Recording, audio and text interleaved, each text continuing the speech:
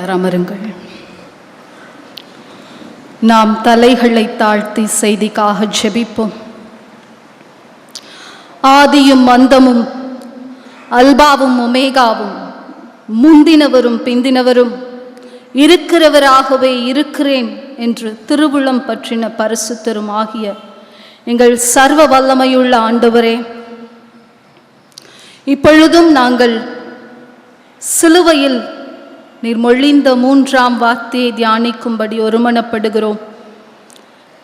இந்த வார்த்தையை சிலுவையிலே நாங்கள் எதை கற்றுக்கொள்ள வேண்டும், எதை இந்த வார்த்தையிலிருந்து எங்கள் வாழ்க்கைக்கு தெரிந்து கொள்ள வேண்டும் என்று சொல்லி ஏக்கத்தோடு பேசினீரோ, அதை கற்றுக்கொள்ளும்படிக்கு எங்களோடு நீர் இடைப்பட வேண்டும். நீர் கற்றுக்கொடும், நாங்கள் கற்றுக்கொள்ளுகிறோம். எங்கள் பாவங்கள், மீறுதல்கள், குற்றங்கள், குறைவுகள் எல்லாவற்றையும் உம்முடைய கல்வாரி இரத்தத்தினாலே கழுவி இடைப்பட வேண்டும் என்று எங்களை தாழ்த்தி கெஞ்சுகிறோம். இயேசுவின் மூலம் பிதாவே, ஆமேன்.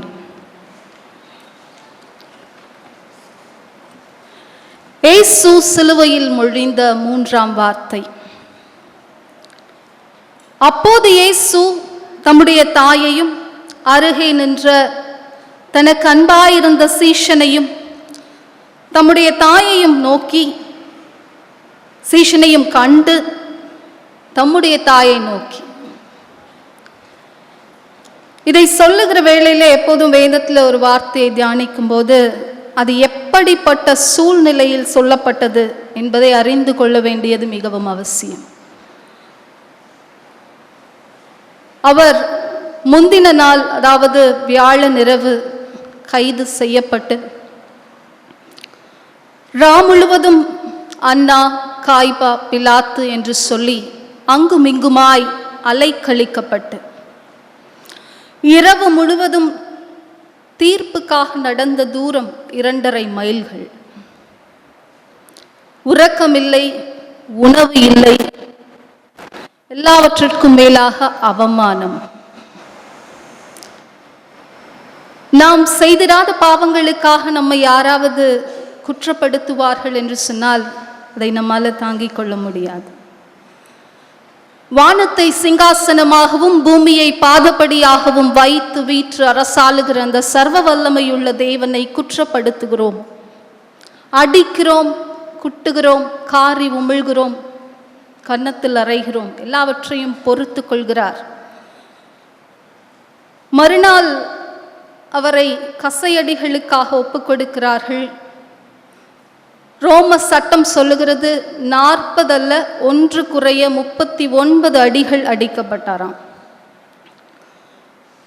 அடிச்சதெல்லாம் சும்மா சாதாரண சவுக்கில், சாதாரணமாக நம்ம பார்க்கிறபடியான பிரம்பல்ல. அந்த சவுக்கில் ஒவ்வொன்றிலையும் அதன் நுனியில் ஆட்டு எலும்புகளை கோர்த்திருப்பார்களாம். எதுக்காகனா இன்டென்ஷனலாக அந்த எலும்பு போய் அப்படி சதையை கவ்வி கொண்டு வரணும். அதுதான் மரணத்திலே கொடிய மரணம். அதற்கு நேராய் நடத்தப்படுகிறார். 39 கசையடிகள், சரீரம் சல்லடையாக்கப்பட்டது. கல்வாரியிலே சிலுவையை கொண்டு சேர்க்கிற வரையிலும் ரத்தம் சிந்தி சிந்தி சிந்தி இனி இழப்பதற்கு எதுவுமில்லை, சுவாசிப்பதே தடையாகிவிட்ட சூழ்நிலையில் பேசின 7 வார்த்தைகள். 7 ரத்தினமான வார்த்தைகள் தான். அதிலும் இந்த வார்த்தைக்கு ஒரு சிறப்பு பாருங்க. இந்த வார்த்தையிலே அவர் உங்க கரங்களிலே ஒரு தாள் கொடுக்கப்பட்டிருக்கிறது. அதில் இதை எப்படி பிரிண்ட் பண்ணியிருக்காங்கன்னா, தாயே அதோ உன் மகன், சீஷனே அதோ உன் தாய். ஆனால் பைபிளில் அப்படி இல்லை. ஸ்திரீயே அதோ உன் மகன். அவர் தன் கண்களால் தாயை பார்க்கிறாராம், ஆனால் வாயினால் ஸ்திரீயை என்று அழைக்கிறாராம். வேதம் அப்படிதான் சொல்லுகிறது. இந்த வார்த்தைக்கு ஒரு மகுடம் என்னன்னா, இதை லைவா பார்த்த யோவான் எழுதினது தான். சிலுவைக்கு பக்கத்தில் இருந்ததில் யோவானும் ஒருவர். அவர் இதை லைவா தன் சொந்த கண்களால் என்ன பார்த்தாரோ அது அப்படியே இந்த சர்வ வல்லமையுள்ள ஆண்டவர் இதை எப்படி சொன்னாரோ அதை அப்படியே. ஆக அவர் தாயே என்று அழைக்கவில்லை. இங்கே மாத்திரம் இல்லை, இயேசு வாழ்ந்த நாட்களிலே ஒருபோதும் அவருடைய தாயை தாயே என்று அழைக்கவில்லை. ஒரு முறை இந்த தாயார் கானா ஒரு கல்யாண வீட்டில் ரசம் குறைவு பட்டிருக்கிறது மகனேன்னு சொல்கிறாங்க. இவர் அப்பவும் சொல்கிறாரு, ஸ்திரீயே உனக்கும் எனக்கும் என்ன. கொஞ்சம் கற்பனை பண்ணி பாருங்களேன், நம்ம பையன்கிட்ட இந்த மாதிரி ஒரு காரியத்தை சொல்லி, உனக்கும் எனக்கும் என்ன, உன் வேலையை நீ போய் பாருமா அப்படின்னு சொன்னால் நம்முடைய இருதயம் அப்படியே கொந்தளிக்கும்ல. ஒன்று கத்துவோம், இல்லை அழுவோம், ரெண்டில் ஏதாவது ஒன்று செய்வோம். பெண்களுடைய சுபாவம். ஆனால் அந்த தாய் அங்கே அப்படி எதையும் செய்ததாக தெரியவில்லை. மிகவும் பொறுமையோடு அதை ஏற்றுக்கொண்டவர்களாய் சகித்து கொண்டு, இது மாத்திரம் இல்லை, இவர் 12 வயசில் தொலைந்து போகிற போது கணவனும் மனைவியுமாய் அவரை தேடி அலைந்து அங்கே ஆலயத்தில் கண்டுபிடிக்கிறாங்க. இப்போ இவர் கேட்குறாரு, என் பிதாவுக்கு அடுத்தவைகளை நான் செய்ய வேண்டாமா, என்னை ஏன் தேடுறீங்க? அந்த தாயின் மனம் எப்படி பதைத்திருக்கும் இந்த வார்த்தையை கேட்கிற போது. ஒரு முறையும் இயேசு அவரை தாயே என்று அழைத்ததாக வேதம் சொல்லவில்லை. இதற்கு ஒரு முக்கியமான காரணம் இருக்க வேண்டுமே. ஏன் தாயை ஸ்திரீயாக அழைக்கிறார்? எல்லா நேரங்களிலும் பரலோகத்தில் இருக்கிற தகப்பனை பிதாவே என்று அழைக்கிறார். அவர் பிதா, சரிதானா? நான் அவருடைய பணியை செய்ய இந்த பூமிக்கு வந்திருக்கிறேன். உலகத்தில் இருக்கிற உறவுகளுக்கு இடம் கொடுத்தால் என்னுடைய பிதாவின் சித்தத்தை செய்வதிலே நான் வழுவி விடுவேனோ என்று சொல்லி ஒவ்வொரு நேரத்திலும் அதை நிதானமாக சரியாக கையாள்கிறார். அப்பெல்லாம் எங்கேயுமே தன் தாயை முன்னிறுத்தாத அருமையான இயேசு கிறிஸ்து சிலுவையிலே கொண்டு வந்து ஏன் நிறுத்துகிறார் என்று ஒரு கேள்வி. எங்கேயுமே அவர் இதுதான் என்னோட தாய், இவங்களுக்கு தான் நான் பிறந்தேன் அப்படின்ற ஒரு கௌரவத்தை அந்த தாய்க்கு கொடுக்கவே இல்லை. அப்படியானா இங்கே மட்டும் உங்களை ஏன் அழைத்து நிறுத்துகிறார்? இயேசு தன் தாய்க்கு கிடைக்கப்படாத அந்த தாய் அன்பை கொடுக்க வேண்டும் என்று விரும்பினார். அண்ட சராசரத்தையும் ஆளுகிற தேவன் தான் எதற்காக வந்தோம், தான் எப்போது மரிப்போம், எப்படி மரிப்போம் எல்லாம் அறிந்திருந்தார். அதனால தான் முந்தின நாள் கெத்சமனேல போய் தன்னுடைய வியாகுலம் நீங்கும்படிக்கு இந்த பாத்திரம் என்னை விட்டு நீங்க கூடுமானால் நீங்கட்டும் ஆண்டவரே என்று கெஞ்சுகிறார். ஆக அவருக்கு தெரியும் தான் எந்த வேளையில மரிக்கப் போகிறோம் என்று தெரியும். ஒருவேளை இதை உலக பிரகாரமான ஒரு தாய் மகனை ஒப்பு கொடுக்கிற நிகழ்வாக இருக்கும் என்று சொன்னால் இதை முந்தின நாளே செஞ்சிருக்கலாமே. சாதாரணமாக தன்னுடைய சகோதரர்கள் கிட்ட கொண்டு போய், அப்பா நான் இந்த உலகத்தை விட்டு போகிறேன், சீஷர்கள் கிட்ட சொன்ன மாதிரி நான் அடிக்கப்பட போகிறேன், இதோ தாயை பொறுப்பெடுத்துக் கொள்ளுங்கள் என்று செய்திருக்கலாமே. எங்கேயும் தாயை முன்னிறுத்தாதவர் இங்கே நிறுத்துகிறார் என்று சொன்னால் அதற்கு ஒரு ஆழமான காரியம் இருப்பதாகவே நான் உணர்கிறேன். இதை சாதாரணமாக ஒரு தாயை மகன் ஒப்பு கொடுத்த ஒரு நிகழ்வாக பார்த்துவிட முடியாது. தாய்க்கு இயேசு அளித்த கௌரவம் என்றே நான் இதை பார்க்கிறேன். ஒருபோதும் தன் தாயை எங்கேயும் முன்னிறுத்தாத ஆண்டவர் சிலுவை நடியிலே நின்று அழுது கொண்டிருக்கிறாள். சிலுவைக்கு பக்கத்துல கொஞ்சம் பேர் தான் இருக்காங்க. பேர் குறிப்பிட்டிருக்கு, 3 மரியாள்கள், 1 யோவான். இதே பட்டணத்திலே தன்னால் உயிரோடு எழுப்பப்பட்டவர்கள் இருக்கிறார்கள், கண் பார்வை அடைந்த குருடர்கள் இருக்கிறார்கள், முடவர்கள் நடந்தவர்கள் இருக்கிறார்கள். உணவு வேண்டும் என்று சொல்லி அவரிடத்திலே கேட்டபோது உணவை பெற்றுக்கொண்டவர்கள் இருக்கிறார்கள். சத்தியத்தை சத்தியமாக அறிந்து விடுதலை பெற்றவர்கள் இருக்கிறார்கள். ஆனால் சிலுவைக்கு பக்கத்தில் யாரும் இல்லை பாருங்க. அநேகம் வேலைகளிலே நாம் துக்கப்படுகிற போது சில பேர் தான் நிற்பாங்க, சந்தோஷப்படுகிற போது கூட ஒரு பெரிய கூட்டமே இருக்கும். அந்த வெகு சிலரிலும் உடனிருந்தவர்கள் வெகு சிலர், உடன் இல்லாதவர்கள் பலர். இந்த வெகு சிலரிலும் உறவில் இருக்கும்படி சிலரை அழைக்கிறார். மத்தேயு 12வது அதிகாரம் 47வது வசனம் முதல் 50வது வசனம் வரை வாசிப்பீர்கள் என்று சொன்னால், அங்கே அவர் என்ன சொல்லுகிறார்?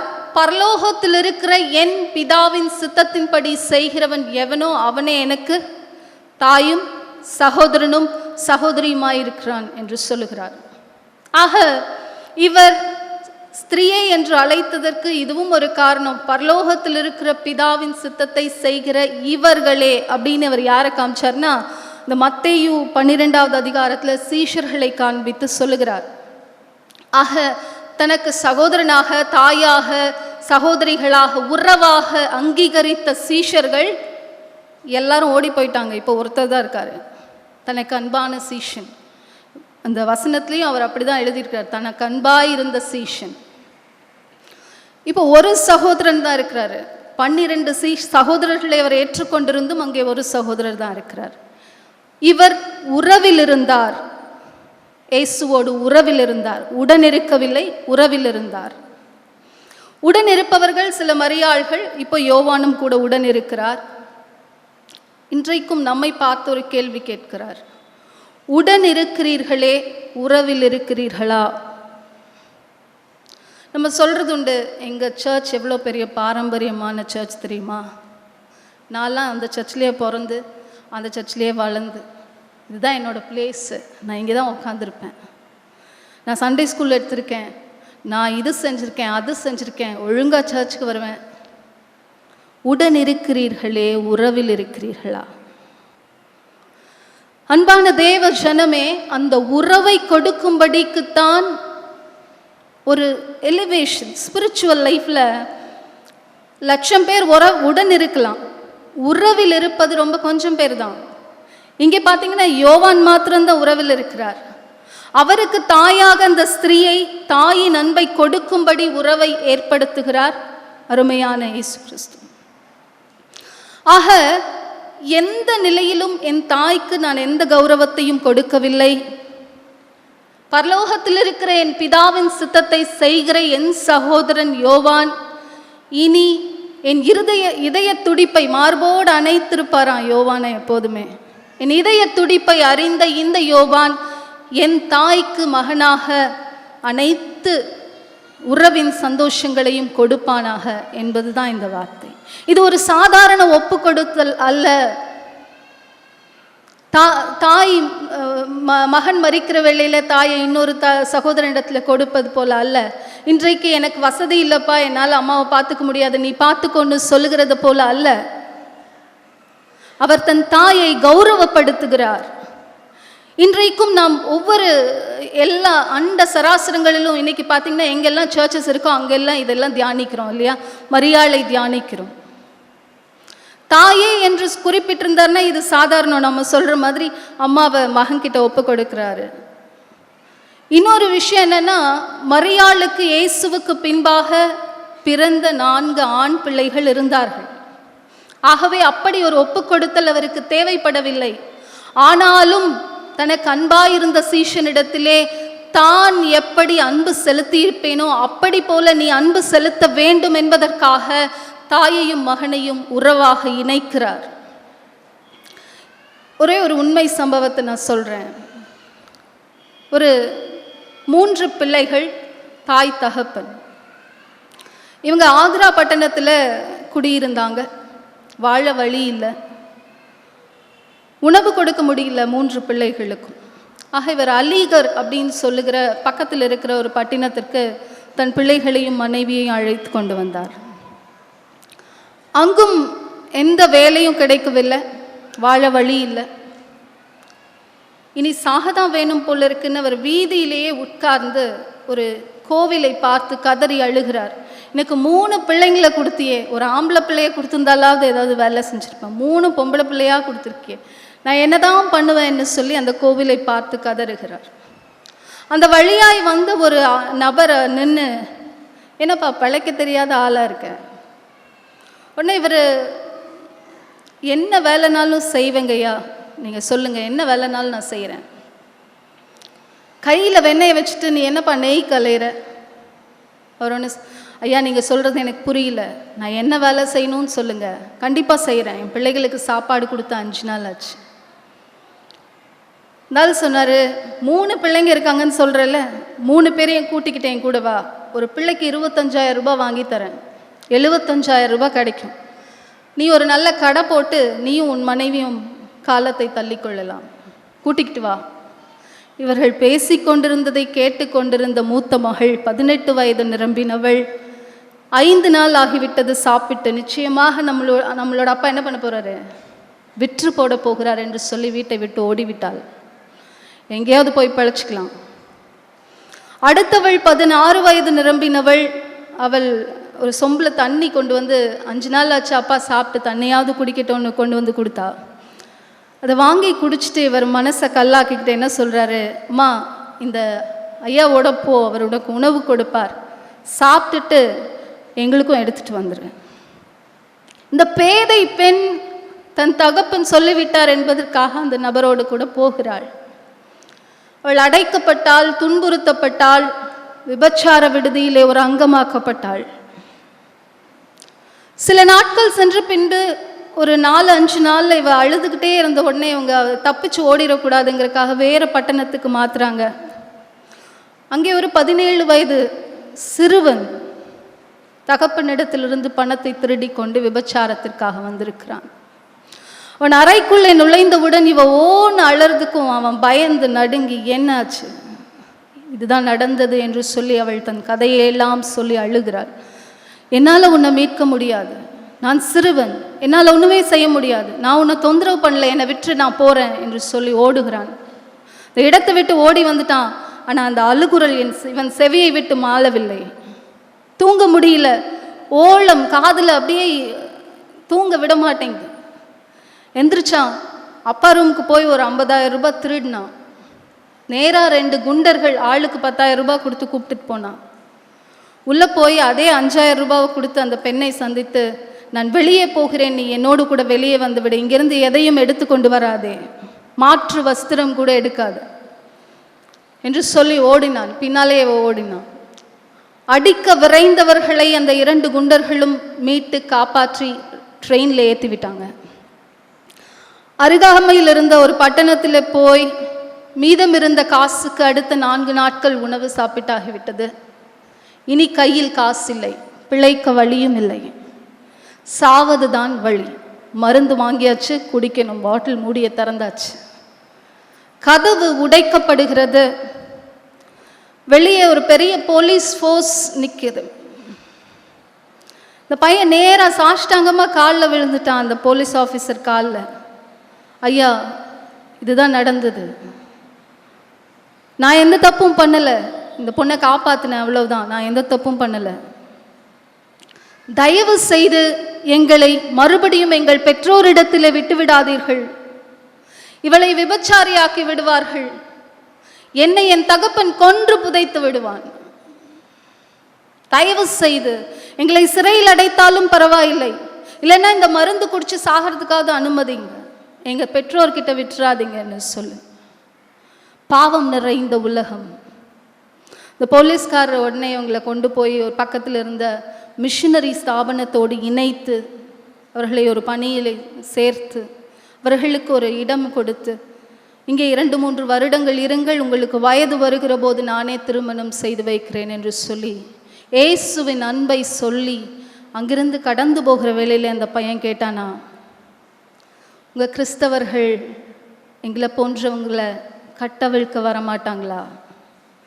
என்னை போல கட்டப்பட்டவர்கள் லட்சோப லட்சம் ஜனங்கள் இருக்கிறார்களே, அவர்களை கட்டவிழ்க்க கிறிஸ்தவர்கள் வரமாட்டார்களா? பரலோகத்தில் இருக்கிற பிதாவின் சித்தம் என்ன?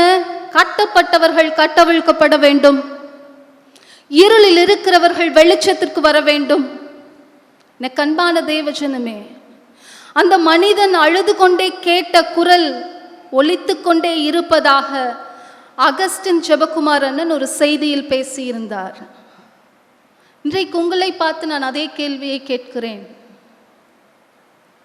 இதே ஆலயத்திலே 3 தலைமுறையாய் 4 தலைமுறையாய் கிறிஸ்துவை பின்பற்றி உடனிருந்து உட்கார்ந்திருக்கிற உங்களை பார்த்து கேட்கிறேன், உறவில் இருக்க அழைக்கப்படுகிறீர்கள்.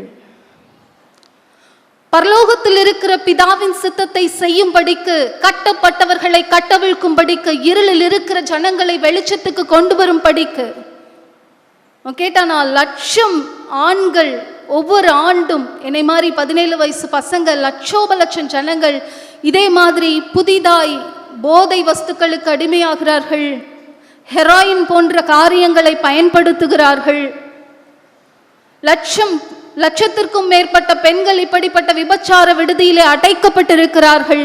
அவர்களுக்கெல்லாம் உங்கள் பதில் என்ன? இந்த இயேசுவின் அன்பு அவர்களை எல்லாம் மீட்காதா? அன்பு தேவ ஜனமே, நான் உடன் இருக்கிறேன். 40 வருஷமாய், 50 வருஷமாய், 80 வருஷமாய் உடன் இருக்கிறேன். என் தாத்தா காலத்திலிருந்து உடன் இருக்கிறேன். இன்றைக்கு உங்களை பார்த்து தேவன் கேட்கிறார், உறவில் இருக்கிறீர்களா? மரியாளையும் யோவானையும் இணைத்த ஆண்டவர் அந்நேரம் முதல் யோவான் மரியாளை தன்னிடமாய் ஏற்றுக்கொண்டதாகவும் மரிக்கும் வரையிலும் தன் வீட்டில் வைத்து கொண்டிருந்ததாகவும் வேதாகமத்தில் எழுதியிருக்கிறது. எல்லாரும் வெவ்வேறு பட்டணங்களுக்கு கப்பல் ஏறி சுவிசேஷம் சொல்ல போனாலும் யோவான் எருசலேமிலும் எபேசு பட்டணத்திலும் மாத்திரம் பணியாற்றினார். அப்போதெல்லாம் மரியாளை கூடவே வைத்திருந்தார். மரியாளின் கடைசி நாட்கள் வரையிலும் யோவானோடு கூட தான் இருந்தாங்களாம் அவங்க. எல்லாவற்றிற்கும் மேலாக யோவானுக்கு இதனாலே கிடைக்க பெற்ற பாக்கியம் என்ன? யோவான் 5 புத்தகங்களை வேதாகமத்திலே எழுதியிருக்கிறார். வெளிப்படுத்தின சுவிசேஷம் நாம் யாவரும் அறிந்ததே. 2000 வருஷத்துக்கு முன்னால வாழ்ந்தவர் அவர். கிபி 100வது, அதாவது 1ஆம் நூற்றாண்டு, 100 வருஷத்துக்குள்ள அவர் வாழ்ந்து மரித்தவர். பூரண வயதை அடைந்து மரித்தவர். சிலுவைக்கு பயந்து ஓடின எல்லா சீஷர்களும் இரத்த சாட்சியாய் மரித்தாங்க. சிலுவைக்கு பயப்படாமல் இயேசுவின் மேல் வைத்திருந்த அன்பு நிமித்தம் அந்த சிலுவையின் அடியில் நின்று கொண்டிருந்த யோவான் மாத்திரம் பூரண வயதை உடையவராய் சொல்ல வேண்டிய காரியங்களை எல்லாம் இந்த உலகத்திற்கு வெளிப்படுத்தி சொல்லிவிட்டு கடந்து போனார். அதுதான் வெளிப்படுத்தின சுவிசேஷம். எபேசு பத்மு தீவிலே யோவானை தனிமைப்படுத்தி 2000 வருடங்களுக்கு பின்பாக இன்றைக்கு நடக்கிற அறிவியல் முன்னேற்றங்களை கூட அவருடைய புத்தகத்திலே அவர் பதிவிட்டிருக்கிறார். கடைசி நாளிலே என்ன சம்பவிக்கும் என்பதை எழுதியிருக்கிறார். எவ்வளோ அன்புங்க! அந்த இருதயத்திற்குள்ளே, இயேசுவின் இருதயத்திற்குள்ளே என்ன இருக்கிறது என்பதை உணர்ந்து எழுதினவர். இன்றைக்கும் நம்மையும் அப்படித்தான் அழைக்கிறார். அந்த பரலோகத்தில் இருக்கிற பிதாவின் சித்தத்தை செய்யும்படிக்கு. இன்றைக்கு கொடுமையான ஒரு பூமி, பாவம் நிறைந்த ஒரு பூமி. இந்த பூமியில் இருக்கிற இந்த பாவ சூழ்நிலைகளிலே கட்டப்பட்டவர்களை கட்டவிழ்க்கும்படிக்கு, இருளில் இருக்கிற ஜனங்களை வெளிச்சத்துக்கு கொண்டு வரும்படிக்கு, பரலோகத்தில் இருக்கிற பிதாவின் சித்தத்தை செய்கிற இயேசுவின் சீஷனாக, சகோதரனாக நாமும் அவருக்கு தோள் கொடுப்போமா? தலைகளை தாழ்த்தி ஜெபிப்போம். அன்புள்ள இயேசு சுவாமி, உம்மை துதிக்கிறோம் அப்பா, உம்மை ஸ்தோத்தரிக்கிறோம். கர்த்தர் எங்களோடு கூட பேசினீங்க ஆண்டவரே. உடன் இல்லையா? உடன் இருக்கிறீர்களா? உடன் இருக்கிற நீங்கள் உறவில் இருக்கிறீர்களா? உறவில் இருக்கும்படிக்கு உங்களை வாஞ்சையோடு என் கண்கள் தேடிக்கொண்டிருக்கிறது. கடைசி நாட்கள் வந்துவிட்டது எனக்கு அருமையானவர்களே. உலகம் தன் கடைசி நாட்களை எட்டிவிட்டது. இன்னும் லட்சோபலட்சம் ஜனங்கள், கோடான கோடி ஜனங்கள் பாவத்திலே மரித்து கொண்டுதான் இருக்கிறார்கள். கட்டப்பட்டவர்களாக இருளிலே, இன்னும் இயேசுவின் இரத்தம் எங்களை மீட்கும் என்ற சுவிசேஷம் அறியாதவர்களாய், கூட்டம் கூட்டமாய் கொத்து கொத்தாய் மரிக்கிறவர்களின் ஆத்துமாக்களுக்கு உங்கள் பதில் என்ன? என்னை தாழ்த்துகிறேன் சுவாமி. நான் உம்மோடு கூட உறவில் இருக்க விரும்புகிறேன் அப்பா. நான் உம்மோடு கூட உறவில் இருக்க விரும்புகிறேன். என்னை சேர்த்துக்கொள்ளும். ஆண்டவரே, எங்கள் மீறுதல்களை மன்னித்து சேர்த்துக்கொள்ளும். உடனிருக்கிற நாங்கள் உம்மோடு உறவில் இருக்க விரும்புகிறோம். இயேசுவின் மூலம் ஜெபிக்கிறோம் பிதாவே, ஆமேன்.